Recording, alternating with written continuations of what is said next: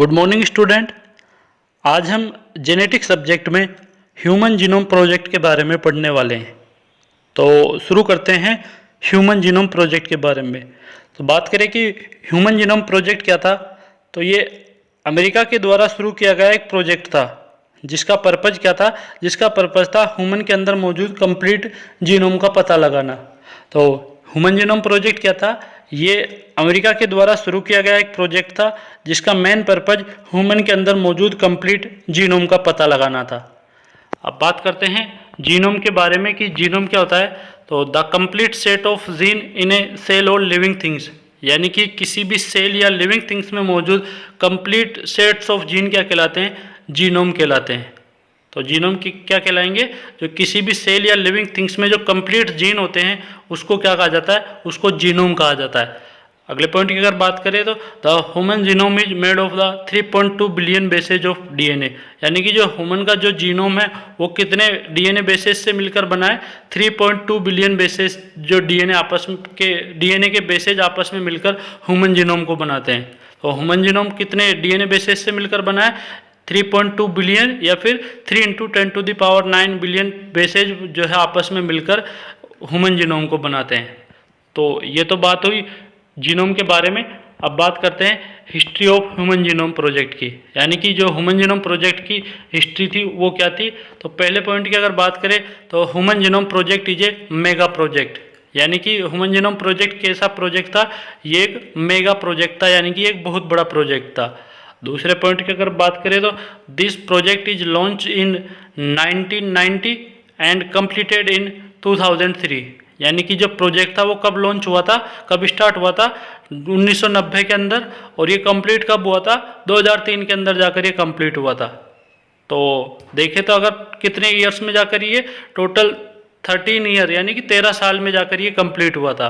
तो ये कब स्टार्ट हुआ था, 1990 में स्टार्ट हुआ था, और ये कंप्लीट कब हो रहा है, 2003 में जाकर ये कंप्लीट हुआ था।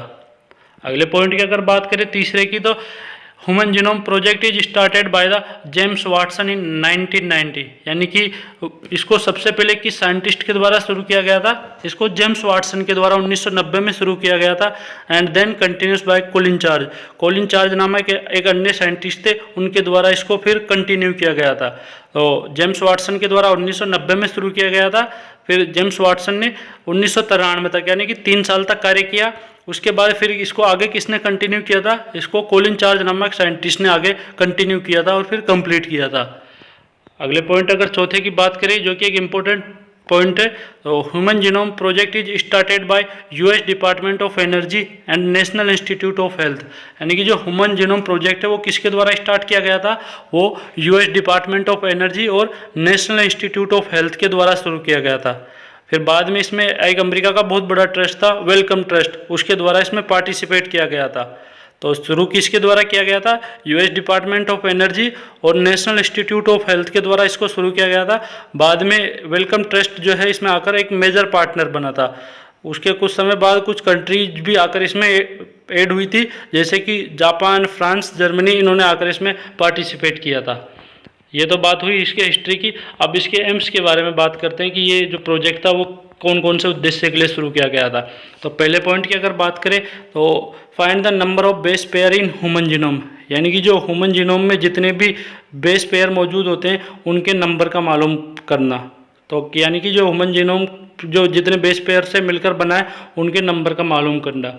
दूसरे अगर पॉइंट की बात करें to determine the sequence of 3 billion bases that makes up the human genome, यानी कि जो ह्यूमन जीनोम जो 3 बिलियन बेसेज डीएनए के मिलकर बना रहे हैं उनके सीक्वेंस का मालूम करना कि वो किस सीक्वेंस में है। तो दूसरा अगर देखें तो इसका पॉइंट वो क्या है, जो ह्यूमन जीनोम जो कि 3 बिलियन डीएनए बेसेस से मिलकर बना है उनके सीक्वेंस का मालूम करना। अगले पॉइंट की अगर बात करें find the number of human genome, यानी कि जो ह्यूमन जीनोम जितने बेसेज से मिलकर बना है उन नंबर का मालूम करना।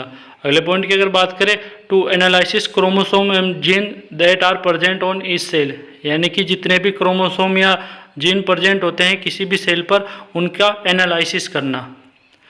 अगले पॉइंट की अगर बात करें to find the number of nitrogen base and sequence on each gene, यानी कि जो नाइट्रोजन बेस होते हैं किसी भी जीन पर उनके सीक्वेंस का या और उनके नंबर का मालूम करना।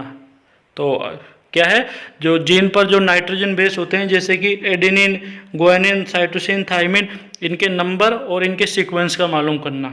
अगले पॉइंट की अगर बात करें तो store the information in database, यानी कि जो इंफॉर्मेशन इसके द्वारा कलेक्ट होगी उसको किसी डाटाबेस के अंदर स्टोर करना, उसको कलेक्ट करना। तो ये तो इसके प्रोजेक्ट के एम्स की बात हुई। अब बात करते हैं एस्टिमेट के बारे में। तो estimate of human genome project, estimate का मतलब क्या होता है, अनुमान। यानी कि जो ह्यूमन जीनोम प्रोजेक्ट जो शुरू किया गया था तो उसके पहले क्या क्या अनुमान साइंटिस्टों के द्वारा या जो ट्रस्ट जिसमें शामिल थे उन्होंने क्या क्या इसके एस्टिमेट क्या क्या अनुमान लगाए थे। तो पहले पॉइंट की अगर बात करें तो इट वाज 15 ईयर्स प्लान, यानी कि ये कितने ईयर्स तक चलेगा, ये 15 साल तक। यानी कि अगर इसको 1990 में शुरू कर रहे हैं तो ये 2005 में जाकर कंप्लीट होगा ये प्लान। ये इनका पहला एस्टिमेट था। दूसरे की अगर बात करें, देयर में भी 80,000 to 1 lakh genes are present, यानी कि किसी भी जो ह्यूमन के अंदर है वो टोटल कितने जीन्स प्रेजेंट मिलेंगे, 80,000 से 1 लाख जीन जो है वो टोटल ह्यूमन के अंदर प्रेजेंट रहेंगे।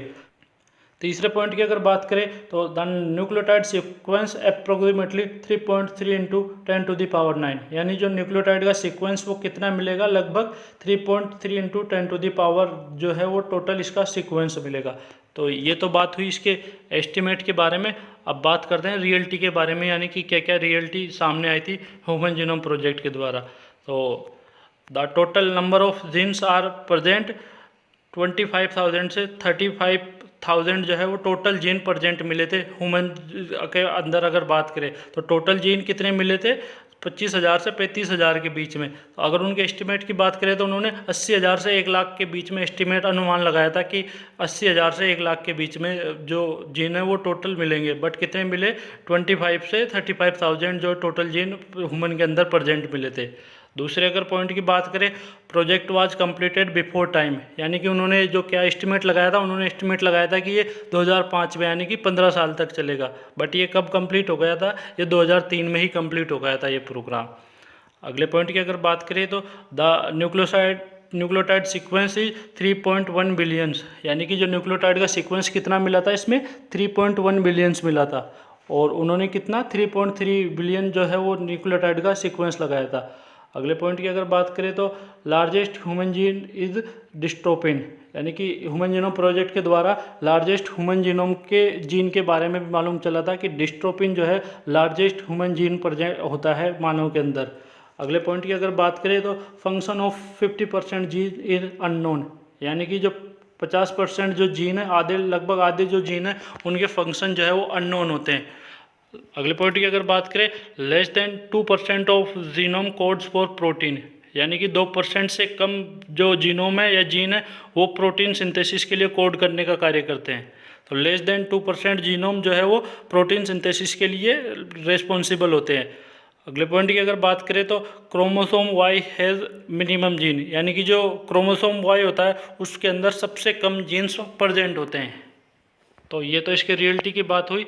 अब बात करते हैं कि ह्यूमन जीनोम प्रोजेक्ट से क्या क्या बेनिफिट हुए थे। पहले पॉइंट की अगर बात करें तो help in diagnosis of disease and therapy, यानी कि इसके द्वारा फिर कुछ डिजीज के डायग्नोसिस में हेल्प मिली थी, जैसे कि muscular dystrophy, cancer, diabetes mellitus, in disease के डायग्नोसिस या इनके थेरेपी में हेल्प मिली थी।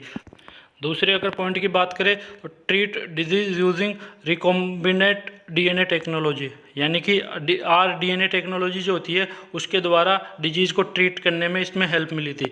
अगले पॉइंट की अगर बात करें तो encourage the scientist to map the genome of the other organism like bacteria, yeast, यानी कि जो इस प्रोजेक्ट के द्वारा जो अदर ऑर्गेनिज्म होते हैं जैसे बैक्टीरिया, ईस्ट, उनके जीनोम का जो मैप है वो साइंटिस्ट को तैयार करने में हेल्प मिली थी।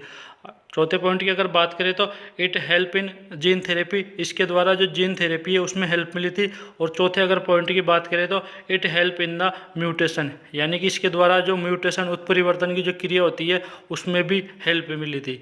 तो इसी के साथ आपका ह्यूमन जीनोम प्रोजेक्ट कंप्लीट हुआ। Thank you student.